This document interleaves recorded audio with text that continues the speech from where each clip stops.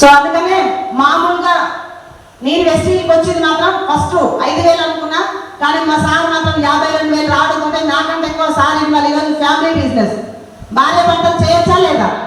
So ఈరోజు చాలా happy అనిపించింది. వెస్టింగ్ త్రూ 18 లక్షల అప్పులు 26 లక్షలు మిత్తికి మిత్తి అయితే కట్టుకున్నాం. ఊళ్ళో కరోనా టైంలో బిజినెస్ లాస్ లో ఉండి ఇల్లు అమ్ముడుకోకపోతే చాలా ప్రాబ్లం ఫేస్ చేస్తున్న టైంలో ఎక్కడ భూమి అమ్ముకోవాల్సి వచ్చింది, ఇల్లు అమ్ముకోవాల్సి వచ్చింది. కానీ అదే ఎక్కడైతే పోగొట్టుకున్నామో అక్కడే గెలవాలని సంకల్పంతో జనవరిలో 32 లక్షలు వేసి ఎకరా 11 గుంటలు రిజిస్ట్రేషన్ చేస్తున్నాం సార్ మా సార్ పేరు మీద ఎకరా భూమి. సో లాస్ట్ 2 మంత్స్ బ్యాక్ మళ్ళీ 29,50,000 ఎకరం భూమి అయితే 16 లక్షలు ఆల్రెడీ కట్టినాము. ఇంకా కొన్ని డబ్బులు మిగతా ఎందుకు లెక్కలు ఆ డబ్బులు కట్టి నెక్స్ట్ మంత్ రిజిస్ట్రేషన్ చేసుకోబోతున్నాం. 2 ఎకరాల భూమి వెస్టింగ్ త్రూ కోల్పోయిందని తెచ్చుకోవచ్చా లేదా? మా ఊరికి అయితే చాలా మంది అంటారు సార్, అందరు అమ్ముకుంటుంటే మీరు కొట్టూరు ఏంటి అంటారు. ఏమన్నా దొరికిందా అంటారు. దొరికిందా లేదా? దొరికిందా లేదా? ఏం దొరికింది? ఏం దొరికింది? ఎక్కడ తగ్గకుండా ఎక్కడ భయపడకుండా తలెత్తుకొని బతికేటట్టు వెస్టింగ్ దొరికింది. సో ఈరోజు నాకు దొరికింది సార్. మా అమ్మ నాన్న పుణ్యం చేస్తే నాకు వెస్టింగ్ దొరికింది. నేనేం చేయలేదు. మా అమ్మ నాన్న ఆడపిల్లలు చెప్పి ఇంట్లో నుంచి కూడా 10వ చదివించారు, అత్తగారిని కట్నం ఇచ్చి తోలిచ్చారు. మళ్ళీ పెళ్ళైన తర్వాత మా ఆయన కూడా మంచి కుసబెట్టి సాగిండు. నేనేం చేయలేదు. ఇంకా నెగ్లెక్ట్ చాతగానితనాన్ని అలవాటు చేస్తున్నా. కానీ వెస్టింగ్ మా అమ్మ నాన్న పుణ్యం చేస్తే నాకు వెస్టింగ్ దొరికింది.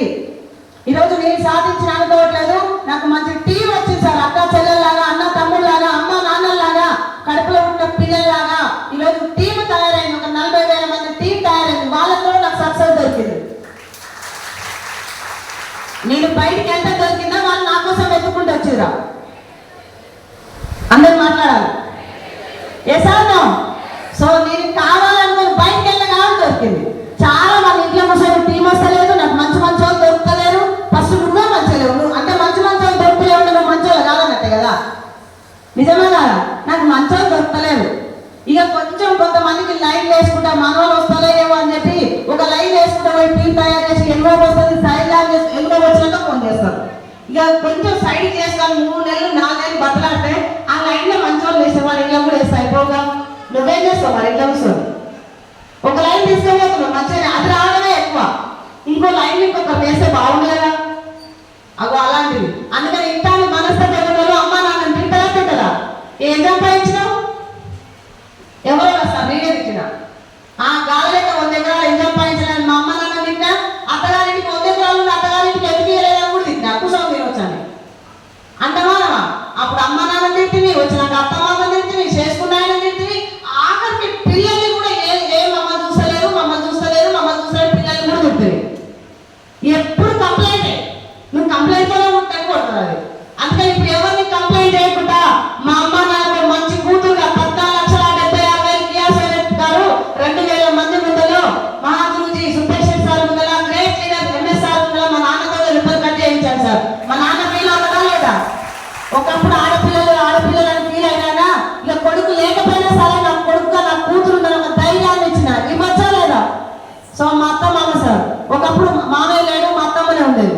ఏమో నా కొడుకు తెచ్చి కూర్చోబెట్టుకుని అర్థం కదా అంటే కొంచెం ఈగో ఉంటుంది. ఇప్పుడు ఏం తెలుసా? అందరూ తినమని అంటుంది, టిఫిన్ చేయమని అంటుంది, ఛాయ్ తెచ్చిచ్చి తాగు బిడ్డ అని బతలాడుతుంది. అప్పుడే నువ్వు బతలాడలే? ఏం చేస్తామని బతలాడాలి నేను? నిజం చెప్పండి, ఏం చేస్తామని నేను బతలాడాలి?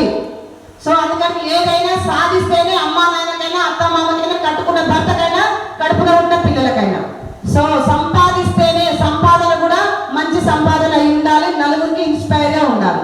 సంపాదిస్తారు బయట మస్తు సంపాదిస్తారు, కానీ ఆ సంపాదన 2 రోజులు ఇంట్లో కూర్చొని మొత్తం కొలాప్స్. సో అది కాదు, ఇప్పటికి 4 రోజులు ఇంట్లో కూర్చున్నా అదే ఇన్కమ్ అకౌంట్లో పడబోతుంది. అంత మంచి ప్లాట్ఫామ్. సో అందుకనే ఫస్ట్ కొద్ది రోజులు అసోసియేషన్లో జర్నీ చేస్తే నాకు ఈ మాటలు వచ్చినాయి.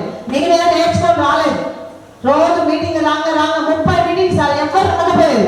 మా రజనీ మేడం ఉన్నది ఇక్కడ, ఎవ్వరు రాలేదు సార్. సిఐ ఎవ్వరు రాకుండా 6 నెలలు ఒకటే వచ్చి కూర్చుంటారు తెలుసా. ఫోన్ చేశారు, మేడం ఎవరు రాలేదు. అదో మేడం వచ్చింది సార్, సిఐ వాళ్ళ వైఫ్ క్లబ్స్. నిజంగా సిఐ వాళ్ళ గేట్ కట్టే అర్హత నాకు లేదు. ఉంటుందా? ఒక హౌస్ వైఫ్కి అన్ని ఉన్నాయి సార్. పొలం ఉంది, ఇల్లు ఉంది, ఆ గవర్నమెంటే హోమ్ గార్డ్ కూడా ఇచ్చింది. ఇంట్లో బట్టలు విధానం వంట చేస్తాను గవర్నమెంట్ మనుషులు ఉన్నాడు వాళ్ళకి. అయినా సరే మేడం ఆటోలలో బస్సులలో వస్తుంది. ఒక్కరోజు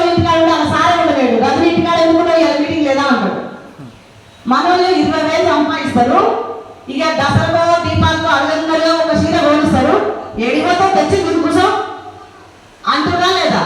ఇప్పటి నుంచి ఎవరైనా తెచ్చి తిరిగి కూర్చో అంటారు అనుకో, సిఐ జాబ్ అవ్వడం నన్ను వెస్టీజ్ కన్నా పంపి అని చెప్పురు.